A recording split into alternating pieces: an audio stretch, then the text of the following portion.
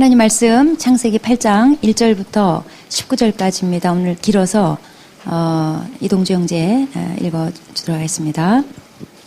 하나님이 노아와 그와 함께 방주에 있는 모든 들짐승과 가축을 기억하사 하나님이 바람을 땅 위에 불게 하심에 물이 줄어들었고 깊음의 샘과 하늘의 창문이 닫히고 하늘에서 비가 그치매 물이 땅에서 물러가고 점점 물러가서 150일 후에 줄어들고 일곱째 달 곧 그 달 11의 날에 방주가 아라랏산에 머물렀으며 물이 점점 줄어들어 열째 달 곧 그 달 초하룻 날에 산들의 봉우리가 보였더라.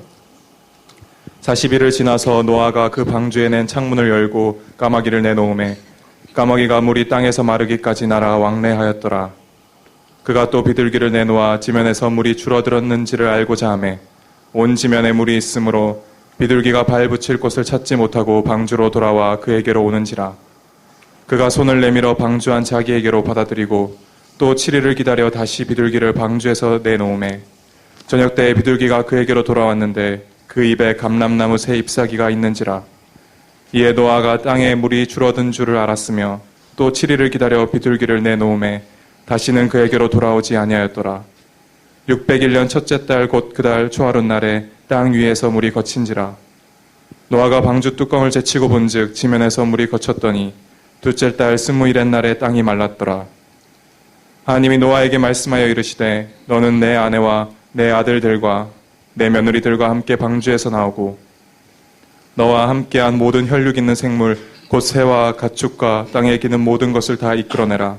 이것들이 땅에서 생육하고 땅에서 번성하리라 하시매 노아가 그 아들들과 그의 아내와 그 며느리들과 함께 나왔고 땅 위의 동물 곧 모든 짐승과 모든 기는 것과 모든 새도 그 종류대로 방주에서 나왔더라. 네, 오늘 말씀은 하나님의 이제 홍수 심판이 끝나고 방주 안에 피해 있던 노아와 그의 일행이 방주에서부터 나왔다는 얘기입니다. 자, 1절 보시면 하나님이 방주에 있던 노아 일행을 잊지 않으셨습니다. 때가 되니까 바람을 불게 하셔서 물을 증발시켜 버렸어요. 이거는 출애굽기 14장에 보면은 출애굽할 때 이스라엘 백성 앞에 이제 홍해가 놓였는데 그 홍해를 가르실 때 하나님이 바람을 보내서 바닷물을 양편으로 물러가게 하시고 바다 가운데 마른 땅을 내셨다는 기록이 있어요. 자, 하나님이 기적을 베푸실 때 있는 것을 사용하시는 것을 여기서 보여주셔요.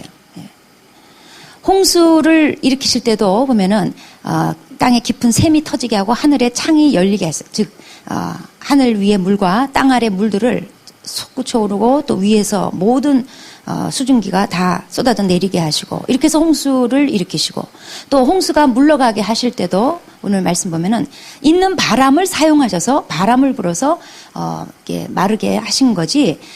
홍수 심판하실 때 갑자기 못 보던 물탱크가 하늘에서 딱 나타나더니 거기서 왕창 쏟아졌더라. 그 다음에 홍수가 끝날 때 하늘에서 이상한 되박이 나오더니 막 퍼가셨더라. 그런 게 아니에요. 그냥 있는 바람을 쓰시고 있는 수증기를 쓰시고. 그러니까 하나님이 나에게도 있는 것을 가지고 일하셔요. 내게 주신 은사, 내게 있는 소유, 이걸 가지고 일하시고 하나님이 내 삶 속에 기적을 행하실 때도 내게 있는 걸 가지고 기적을 행하시는 거예요. 오병이어 있으면 물고기하고 떡이 나오는 거지 오병이어 들었는데 피자가 나고 콜라가 나왔더라 그런 게 아니에요. 그렇기 때문에 내게 있는 것을 드려야 되는 거예요. 없는 거 드리는 게 아니에요. 없는 거 드리려고 하지 마세요. 있는 거 드리는 거예요. 그럴 때 하나님께서 일하시고 하나님이 기적을 행하시는 거예요. 이제 4절에 보면은 이제 그동안 이제 물에 떠다니던 방주가 이제 드디어 아라랏 산이라는 곳에 정박을 하게 됐다는 거예요. 물이 이제 빠지는 찰나가 된 거예요. 이 아라랏 산이라는 곳이 어디겠느냐? 그 성경학자들에 의하면은 이게 아마도 메소포타미아 저 북쪽 어딘가 산간지대가 아닐까 그렇게 추측을 합니다. 뭐 어딘들 뭐 무슨 상관이 있겠습니까? 네.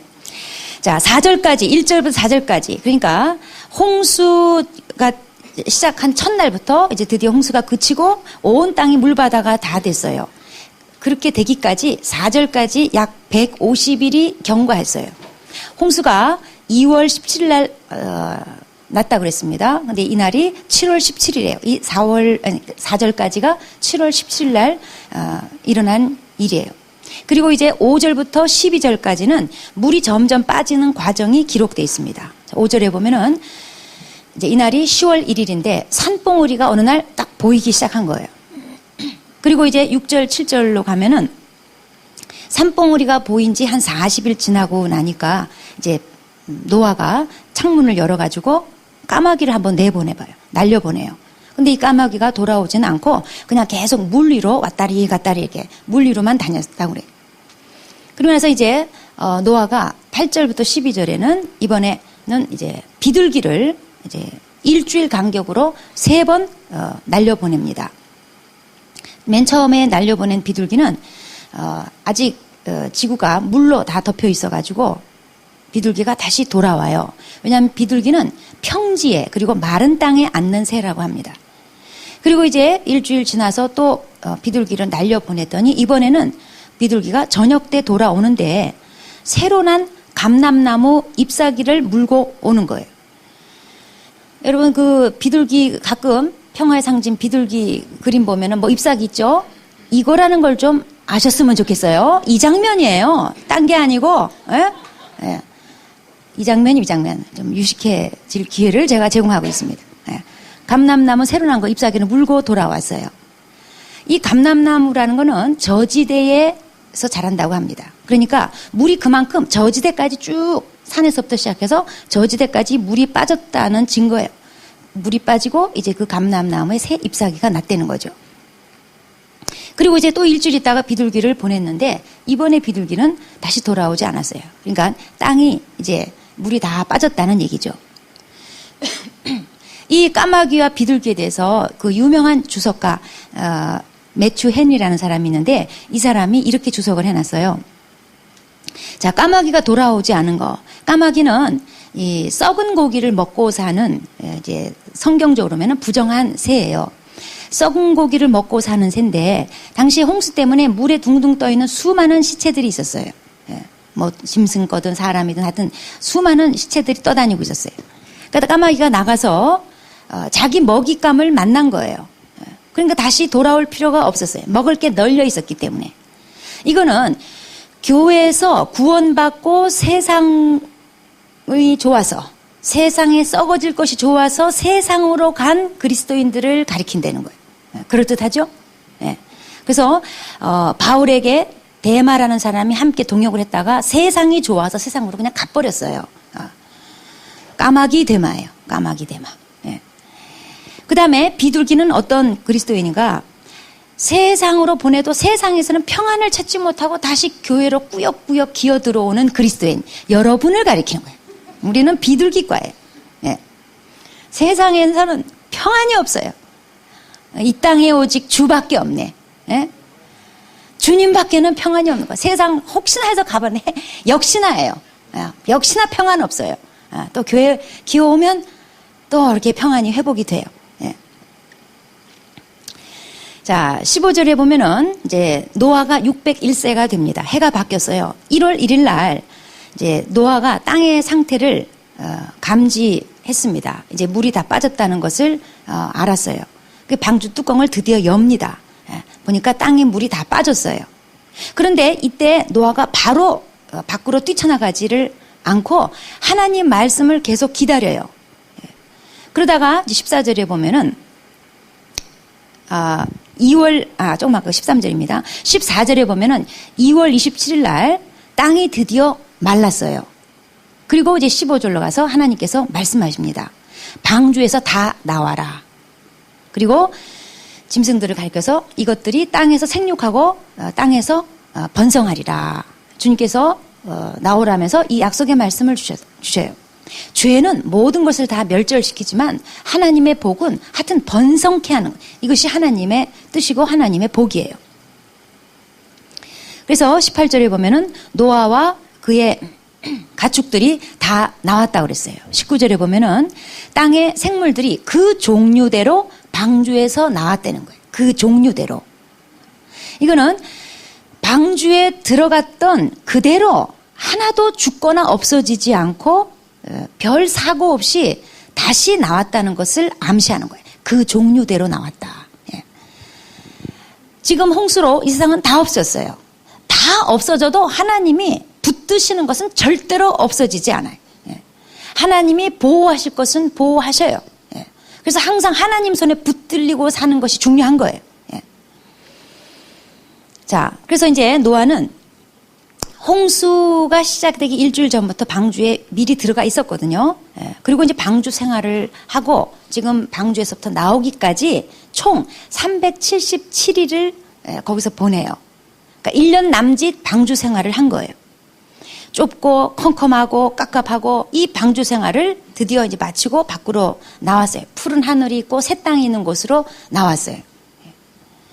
노아는 120년 동안 손가락질 받으면서 방주를 만들었고 또 1년 동안 감옥 같은 나무 상자를 잘 견뎌냈어요. 옛날에 방주 만들 때 절대 안 올 것 같던 홍수가 왔고 비가 내려서 홍수가 됐는데 그치지 않을 것 같았던 홍수의 비가 그쳤고 빠지지 않을 것 같았던 물이 쫙 다 빠지고 드디어 이제 노아가 그의 일행과 함께 밖으로 나왔습니다. 오늘 말씀은 8장 1절부터 오늘 읽은 19절까지 말씀을 요약하자면 이거예요. 하나님이 노아를 기억하사 노아가 방주에서 나왔더라. 이렇게 요약할 수가 있어요. 하나님이 노아를 기억하신 거예요. 1절에 보면은 하나님이 노아와 그와 함께 방주에 있는 모든 들짐승과 가축을 기억하사. 하나님이 기억하셨다는 거예요. 이것은 갑자기 생각났다는 뜻이 아니에요. 하나님께서 어느 날 갑자기 가만있어 봐. 방주에 얘네들 있네. 걔네들 있잖아. 걔네들 깜빡 했다. 꺼내줘야지. 이러고 어느 날 팍 꺼내고 그게 아니에요.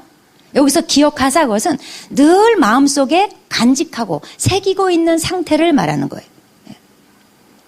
하나님은 결코 그의 택한 백성을 잊지 않으십니다. 진노 중에라도 자기의 백성을 기억하세요. 자기가 한 말을, 자기 언약을 기억하세요. 출애굽기 2장에도 하나님이 자기 백성을 기억하셨더라는 말씀이 있어요. 같은 말씀이 있어요. 이스라엘이 처음에 애국 갈 때는 아주 당당하게 총리 가족으로 들어갔어요. 대접받고 들어갔어요. 처음에는 대우받으면서 잘 살았어요.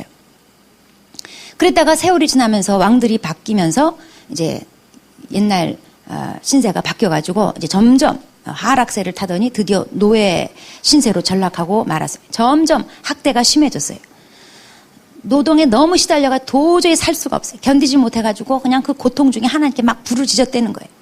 여기에 대해서 출애굽기 2장 25절이 말씀하기를 하나님이 이스라엘 자손을 돌보셨고 하나님이 그들을 기억하셨더라. 이렇게 기록하고 있어요. 노아의 방주했던 노아 일행을 하나님이 기억하셨고 애굽의 바로 학정 밑에 시달리고 있던 이스라엘 백성을 이스라엘 민족을 하나님이 기억하셨어요. 이것도 역시 잊어버리고 있다 하나님 어느 순간에 기억하신 것이 아니라 계속 마음속에 두고 계셨다는 거예요. 아브라함에게 하셨던 약속을 하나님 절대로 잊지 않으셨다는 거예요.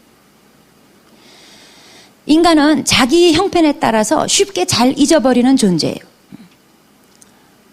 창세기 40장 보면은 요셉이 이제 억울한 일로 감옥에 들어갔어요. 감옥에 들어가서 술 맡은 관원장의 꿈을 해몽을 잘 해줘가지고 이 술 맡은 관원장이 이제 드디어 추록을 합니다. 추록할 때 요셉이 그 술 맡은 관원장을 붙들고 얘기해요. 창세기 40장 14절에 보면은 당신이 잘 되시거든 나를 생각하시고 내 사정을 바로에게 아뢰어서 나를 건져주소서 이렇게 간절히 부탁해요. 또 그 부탁할 만한 입장이 되죠. 그런데 아쉽게도 이제 뒷절로 가면은 23절에 그 술 맡은 관원장이 이제 형편이 풀리니까 요셉을 기억하지 못하고 그를 잊었더라. 성경은 그렇게 기록하고 있어요. 이게 사람이에요. 그러다가 또 이제 세월이 한참 흘러가지고 바로 왕이 어느 날 꿈을 꿨는데 도저히 해몽을 할 수 없는 그러나 해몽하지 않으면 안 되는 아주 뭔가 심상치 않은 꿈을 꿔서 이제 신하들이 그 해몽 못하면 이제 목숨이 오락가락하는 그때가 되니까 술 맡은 관원장이 그제서야 옛날 그 요셉이 기억이 나는 거예요. 그러면서 창세기 41장 9절에 그가 이렇게 고백합니다. 내가 오늘 내 죄를 기억하나이다. 그러니까 사람의 기억력이라는 것은 다 자기중심이에요. 자기가 등 따시고 배부르고 자기가 형편이 풀리면 싹 까먹어요. 그랬다가 자기가 아쉬우면 그제서야 기억을 해내요. 예. 그래서 인간이 하나님 은혜 기억하고 살게 만들려면 하나님이 어떻게 하셔야 될까요? 쳐야 돼요. 예? 이 등 따시고 배부르면요. 언제 그랬냐는데 그냥 바로 잊어버려요. 그래서 할 수 없이 하나님의 눈물을 머금고 인간을 치는 수밖에 없습니다. 그러니까 등 따시고 배부를 딱 항상 하나님의 은혜를 매일매일 기억하고 사세요. 예? 자, 인간이라는 존재는 자기 형편이 풀리고 나면은 잊어버렸다가 죽게 되니까 그제서야 기억해내는 이런 존재에 불과해요. 그렇지만 하나님은 요셉을 단 한순간도 잊은 적이 없어요. 하나님이 계속 기억하고 계시다가 하나님의 때가 되니까 요셉을 거기서 꺼내주신 거예요. 우리는 하나님을 인간처럼 생각해요. 혹시 날 잊으셨나? 지금 나 다 죽게 생기는데 지금 하나님 뭐 하시는 건가? 잊어버린 건가? 또는 하나님이 인간을 돌볼 사람들이 너무 많아가지고 돌볼 인간이 한둘이에요? 우리 교인만 벌써 몇 명이에요. 하나님이 우리 다 어떻게 다 돌보시겠어요? 그래서 미처 나한테 손 쓸 겨를이 없지 않나 그렇게 생각을 하는 것 같아요. 미국의 어느 사업가가 위기에 빠져가지고 교회 낮에 아무도 없을 때 이제 본당에 나와가지고 엎드려서 하나님한테 기도를 했어요. 하나님, 우리 회사가 지금 위기에 처해 있는데 하나님, $100만 꼭 좀 채워주세요. $100만 계속 이제 기도를 하는데 그때 어떤 사람이 해필이면 그 시간에 다른 교인이 와가지고 저쪽에 앉아가지고 기도를 하는데 하나님 $100. 네. 근데 이 사람 막 통성으로 기도하니까 헷갈리는 거예요. 네. 그래 짜증나가지고 벌떡 일어나가지고 그 사람한테 가서 지갑에서 $100 꺼내가지고 줘버렸어요. 그러니까 이 사람은 할렐루야. 하나님이 응답하셨도다. 이렇게 빨리 응답하실 수가 있나요? $100 냉큼 받아가지고 갚버렸어요. 그러니까 자기 혼자 됐죠.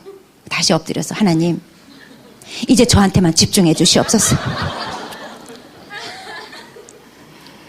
우리가 그런 수준이에요. 예? 하나님이 나한테 집중 못하실 거라는 너무 바빠서 너무 돌볼 사람이 한둘이에요. 부르짖는 인간이 세상에 지금 한둘이에요. 그러니까 나한테 집중 못할 거라는 나를 기억하지 못할 거라는 그런 생각을 너무 쉽게 해요. 우리는 하나님을 인간처럼 생각할 때가 있어요. 그렇지 않아요. 하나님은 전지전능하세요. 모르는 게 없어요. 잊어버리는 법이 없어요.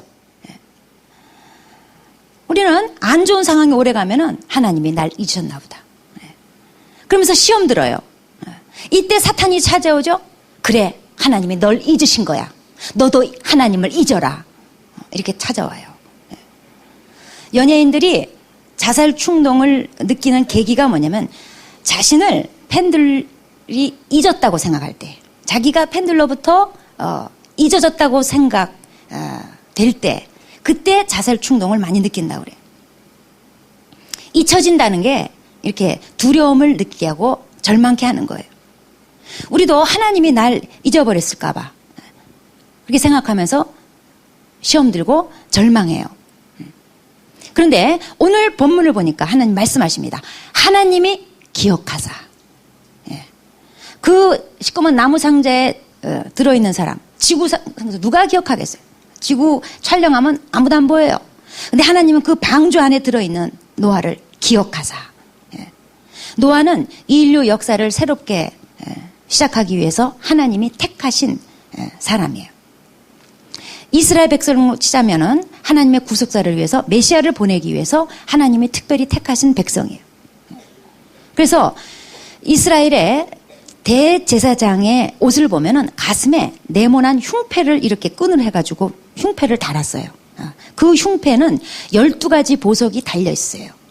3개씩 4줄.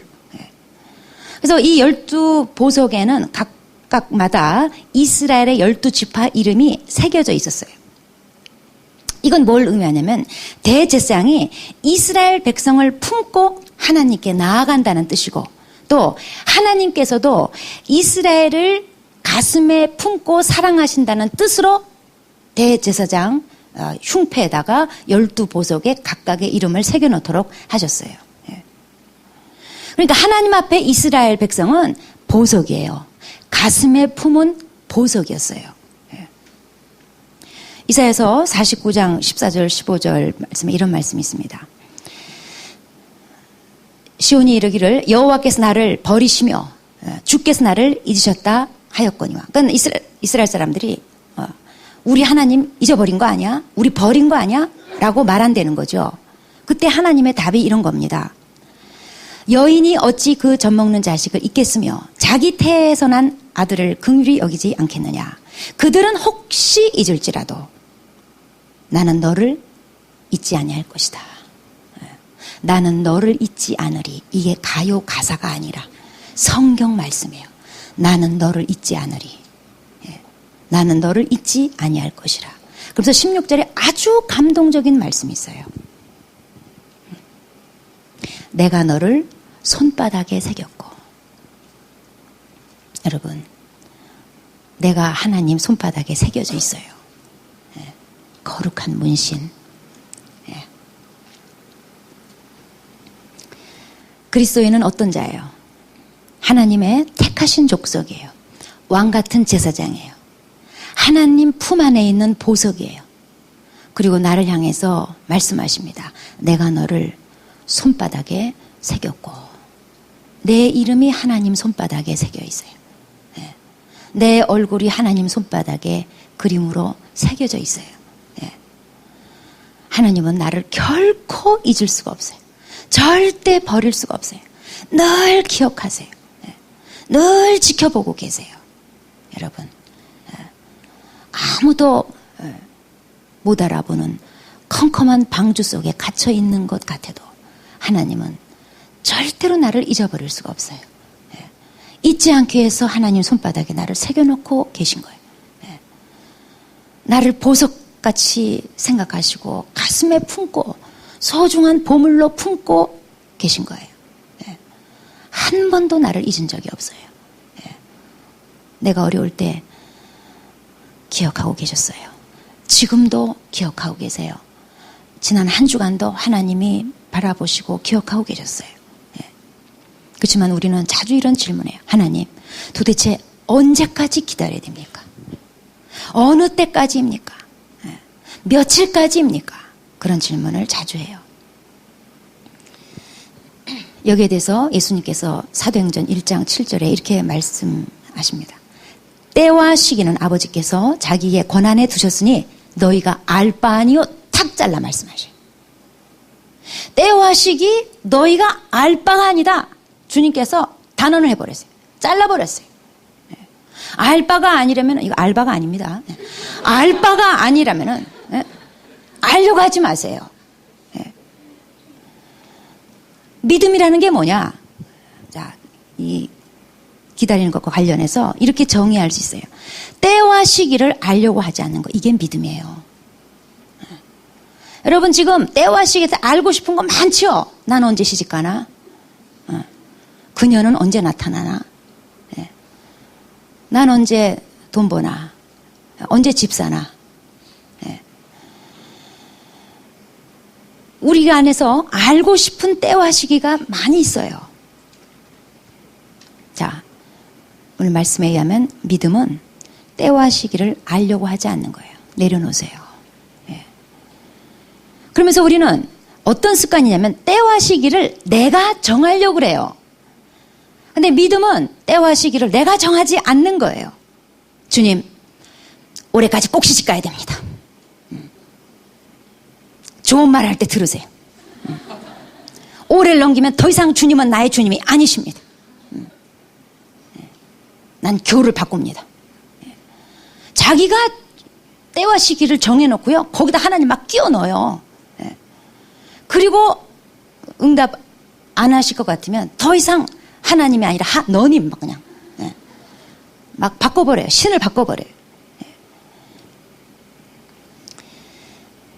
여러분 지금 자기가 때와 시기를 정한 게 있다면 내려놓으세요. 예수님이 말씀하셨어요. 너네가 알 바가 아니다. 알 바가 아니라는데 왜 정하세요? 믿음이란 건 뭐냐? 하나님 아버지께 믿고 신뢰하고 맡기고 그냥 기다리는 게 믿음이에요. 그 다음에 기다리면서 그냥 내 할 바를 다 하는 거. 이게 믿음이에요. 뭐 믿음의 사람은 아무것도 안 하는 게 믿음의 사람인 줄 아세요? 맡기고 그리고 지금 현재 내가 할 거 있으면 다 하는 거예요. 자, 노아가 보니까 딱 산봉우리가 어느 날 보였어요. 이제 물이 줄어들어 가고 있다는 것을 알게 됐어요. 그러니까 노아가 까마귀도 날려보고 비둘기도 날려봐요. 이런 게 믿음이에요. 기다리면서 내 할 거는 다 해보는 거예요. 왜 까마귀와 비둘기를 날려 보냈을까요? 이제 물이 점점 빠지고 이제 나갈 때가 가까워 오니까 이제 나갈 준비 모드로 바꾸는 거죠. 준비하는 거죠. 그렇지만 방주에서 나온 거는 하나님이 나와라. 딱 그 말씀이 떨어졌을 때 나왔어요. 그때까지는 그냥 기다렸어요. 그리고 제가 방주에서 할 수 있는 것만 했어요. 물론 하나님의 뜻도 아닌 거를 붙들고 부여잡고 그냥 무조건 기다리면 다 된다 그것은 아니에요. 방주 나오는 게 하나님의 뜻이기 때문에 그냥 기다린 거죠. 하나님의 뜻도 아닌 거 기다린다고 다 된다는 건 아니에요. 자, 노아는 이제 믿음의 사람으로 불리웁니다. 다른 말로 노아는 기다림의 사람이에요. 기다릴 줄 알았던 사람이에요. 노아는 참 평생 기다리는데 이골이 난 사람이에요. 훈련이 잘 된 사람이에요. 아들도 500세 때 돼서야 얻었어요. 남들 다 있는 자식 없었어요. 500세까지. 홍수도 120년을 기다렸어요. 그리고 노아가 비둘기를 이렇게 날려보낼 때 성경 읽어보면은 10절에 7일을 기다렸다가 날려보내고 또 그 11절에 보면은 또 7일을 기다렸다가 또 날려보냈다는 거예요. 이건 뭐냐면 노아가 방주 안에서 날짜를 세가면서 지냈다는 거예요. 얼마나 지루하겠어요. 군대 가신 분들 알잖아요. 응? 얼마나 지루하겠어요. 얼마나. 그냥 노아가 방주에서 멍청하게 있다가 나오려니까는 눈곱 띄고 나오고 그게 아니에요. 매일 기다렸어요. 그런데 실수하지 않았어요. 간절히 기다렸지만 오버하지 않았어요. 앞서지 않았어요. 지루했지만 기다렸어요. 근데 제가 이번에 이 창세기 8장 말씀 묵상하면서 참 감동받은 부분이 있어요. 결정적인 부분. 정말 노아가 기다림의 사람이구나. 기다림이란 건 이런 거구나. 그리고 믿음이란 이런 거구나를 배우게 된 결정적인 부분이 있어요. 13절에 보면은 1월 1일 날 땅에 물이 다 빠지거든요. 그리고 14절로 가면은 2월 27일 날 땅이 드디어 말라요. 그러고 나서 하나님이 나오라 그러니까 2월 27일 날 나온 거예요. 그러니까 땅에서부터 물이 다 빠지고 땅이 마르기까지 57일이 경과해요. 땅에서 물이 빠진 걸 보고 노아가 방주 뚜껑을 열었어요. 나가려면 나갈 수 있는 상황이에요. 방주 뚜껑도 열었어요. 그런데 땅에서 물이 다 빠진 것부터 시작해서 마르기까지 이 57일이 경과하는 동안 노아는 배에서 꼼짝 않고 기다렸다는 사실이에요. 철저히 기다렸다는 사실이에요. 노아가 얼마나 뛰쳐나오고 싶겠어요. 여러분 여기 예배당에서 하루 있어봐요. 그냥 57일 있어봐. 먹을 거 다 주고 여기서 뭐 이제 다 준다고 칩시다. 57일 있어봐. 그리고 문은 열렸어. 얼마나 뛰쳐나가고 싶겠어요. 배 생활하면서 방주 생활 그런 생활 처음 해보잖아요. 둥둥 떠다니는 생활. 바깥이 풍경이 도무지 안 보이는 생활. 꼭대기로 기어올라서 저 꼭대기 뚫린 창을 봐야 밖이 보이는 안에는 컴컴한 그것도 뭐 이쁜 사람들하고 있어요. 소, 돼지, 막 지렁이, 막 그냥 뭐 살모사, 막 소 이 땅이랑 같이 지내는데 거기서 1년 넘게 지낸 노아가 땅이 물이 다 빠졌어요. 뚜껑도 열었어요. 그럼 얼마나 뛰쳐나가고 싶겠어요. 근데 57일을 하나님이 말씀하실 때까지 거기서 그냥 기다린 거예요. 땅이 마를 때까지. 하나님 아무 말씀 안 하셨기 때문에 그냥 기다린 거예요. 예. 이게 노아의 믿음이에요. 이런 게 믿음이에요. 예. 우리는 하루라도 여기서 빨리 나가고 싶어요. 땅에 물만 빠졌다면 그냥 뛰쳐나가려고 그래요. 그런데 하나님은 땅이 다 말라야 나오라 이렇게 말씀하시는 분이세요. 요셉이 자기 꿈 해몽해 준 사람 술 맡은 관원장이 나가서 바로 자기 억울함을 호소해가지고 자기를 꺼내주면 얼마나 좋았겠어요. 근데 그때가 요셉이 나이가 28이었을 때였어요. 만약에 28에 바로 추록하면 어떻게 돼요? 당시 애국법으로는 30세부터 공직자 생활을 할 수 있기 때문에 28이면 그냥 동네 면장밖에 못한단 말이에요. 총리 못해요. 하나님의 계획은 30살에 나오는 거예요. 그러니까는 2년을 그냥 그대로 썩어버렸어요. 그런데 그 2년 기간이 요셉이 앞으로 총리 대신하는 데서 결정적인 가장 필요한 레슨을 받는 시간이었어요. 거기 고위층들이 들어와 있는 감옥에 있기 때문에 그 안에서 2년 썩으면서 말하자면 행정대학원 2년 과정을 수료한 거예요. 각계각층의 높은 고위직, 애국 왕실에 있던 사람들이 그 안에 다 들어와 있어요. 그래서 분야별로 다 개인 레슨 받을 수 있는, 왜냐면 요셉이 거기서 간수장이었기 때문에 간수장 업무를 대행하는 끝발이 있는 사람이었기 때문에 그 고위직 사람들이 다 요셉한테 어쨌든 잘 보여야 되는 관계예요. 그래서 어디서도 배울 수 없는, 요셉이 학벌이 없잖아요. 17에 끌려와가지고 애굽에서 뭐 종살이 하느라고 학교를 다닌 적이 있나, 학벌이 없어요. 그런데 그 감옥에서 2년 썩는 동안 세상에 고위직도 다 만나가지고 완전 레슨 그냥 다 받아버렸어요. 그게 하나님의 때예요. 나는 빨리 나가고 싶은데 내가 이 젊은 놈이 여기서 이렇게 썩고 있을 때가 아닌데, 나는 그냥 해와 달이 나한테 저라는 꿈을 꾸고 나는 위대한 인물이 될 사람, 여기서 썩을 인간이 아닌데, 이러시면 하나님 이러시면 안 되는데, 그게 아니에요. 하나님의 때가 있어요. 예. 자, 노아는 사실 하나님의 은혜로 방주에 들어갔고 거기서 목숨을 건졌어요. 그 방주에서 57일을 더 있은들 뭐 어떻겠어요. 덤으로 사는 인생인데, 우리 그리스도인들도 마찬가지예요. 나를 심판해서 구원해 주신 하나님께서 방주 안에서, 예수 그리스도 안에서, 하나님의 뜻 안에서 기다려라. 그거 왜 못 기다려요? 덤으로 사는 인생인데. 지금 내 삶이 컴컴한 터널을 지나면서 하나님 언제까지입니까? 그 시험 들지 마세요. 절망하지 마세요. 여러분, 터널은요 끝이 있어요. 터널은 깜깜하다가 끝나면 환해요. 하나님이 허락하신 고난은요 깜깜한데 끝이 있어요. 그리고 환한 대지가 기다리고 있어요. 동굴은 달라요. 동굴은 들어가면 막혀요. 어둠으로 끝나요. 내 발로 내 죄 짓고 기어 들어간 데는 동굴이에요. 인생의 구덩이. 그런데 하나님은 우리를 동굴로 인도하시는 게 아니라 터널을 통과케 하시는 거예요. 깜깜한 데 보면 끝나는 지점이 있어요. 환한 대지가 기다리고 있어요. 하나님의 인도하시는 길은 잠깐 방주로 집어넣고 감옥으로 집어넣지만 끝이 환해요. 기다리세요. 우리 예수 믿는 자는 덤으로 사는 인생이에요. 주님 안에서 기다리는 거 못할 건 뭐 있겠어요.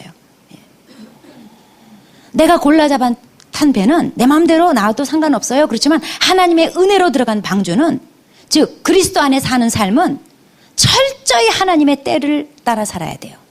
하나님의 때를 기다려야 돼요. 하나님 말씀하시는 대로 가라면 가고 서라면 서고 들어오라면 들어오고 나가라면 나가고, 하나님의 때에 맞춰서 사는 삶이어야 돼요. 이때 우리가 기억해야 될 것은 하나님은 결코 나를 잊지 않으신다는 거예요. 나를 보석같이 가슴에 품고 계신다는 거예요. 내 이름을 그 손바닥에 새겨놓고 기다리신다는 거예요. 하나님을 신뢰하고 하나님의 때를 기다리세요. 철저하게 하나님의 때에 맞춰서 사세요. 그게 믿음입니다. 기도하시겠습니다.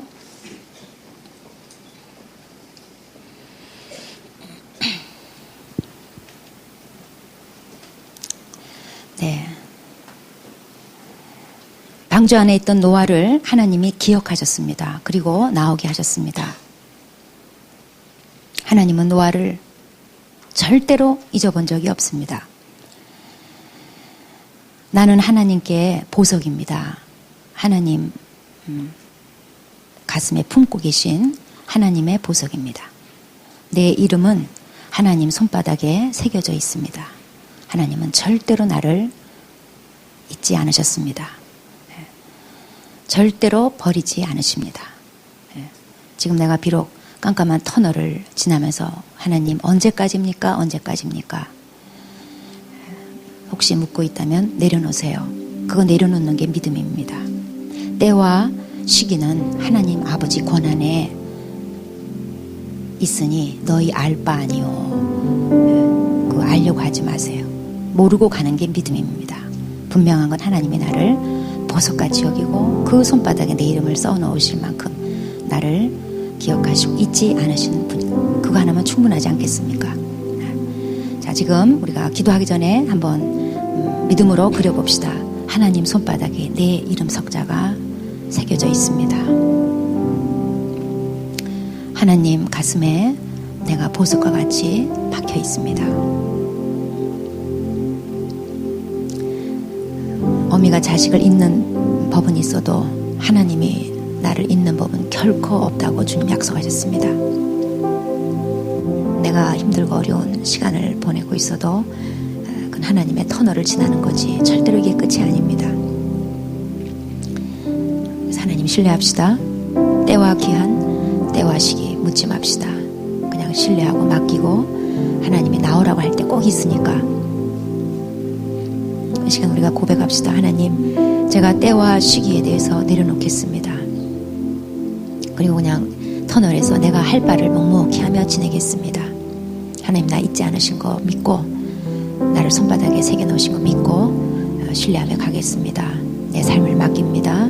절대로 하나님의 때에 맞춰서 사는 지혜로운 삶이 되게 하여 주십시오. 앞서 나가지 않게 해주십시오.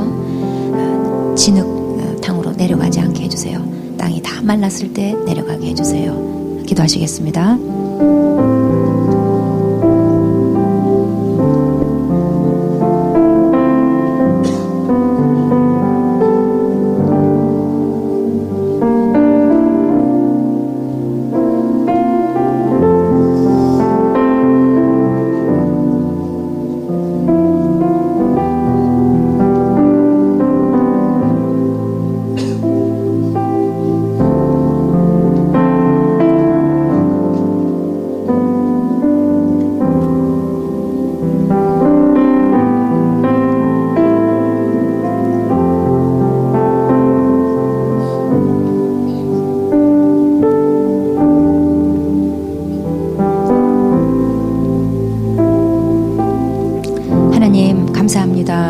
우리가 무엇이간데 보석같이 가슴에 품어주시고 그 손바닥에 새겨주십니까?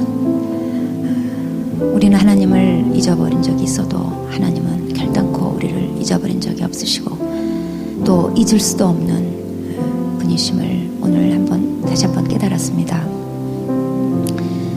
혹시 지금 인생의 긴 터널을 지나면서 하나님 언제까지입니까? 며칠까지입니까? 라고 계속 하나님께 부르짖으며 의심하며 절망한 사람이 있다면 하나님 오늘 특별히 하나님 말씀으로 위로해 주시고 그 때와 시기를 내려놓는 것이 믿음이며 하나님에 대한 신뢰라는 것을 깨닫고 아버지 과감히 때와 시기를 내려놓게 도와주십시오. 하나님께 다 믿고 맡기고 기다리면서 묵묵히 현재 내가 할 일만 감당하는 믿음의 사람들 되게 도와주시옵소서. 하나님 방주에서 반드시 나올 때가 있고 감옥에서 반드시 나올 때가 있습니다. 터널은 끝나는 때가 있습니다. 환한 대지가 기다리고 있습니다. 하나님, 소망의 하나님, 우리의 끝을 항상 좋게 하신 하나님 신뢰합니다. 이제 비록 캄캄한 방주라 할지라도 터널이라 할지라도 그냥 하나님 신뢰하면서 묵묵히 가겠습니다. 하나님께 다 맡기고 하나님이 하나님의 때 정말 아름답게 하실 것을 믿으면서 평안을 누리며 가겠습니다. 도와주시옵소서. 예수님의 이름으로 기도합니다.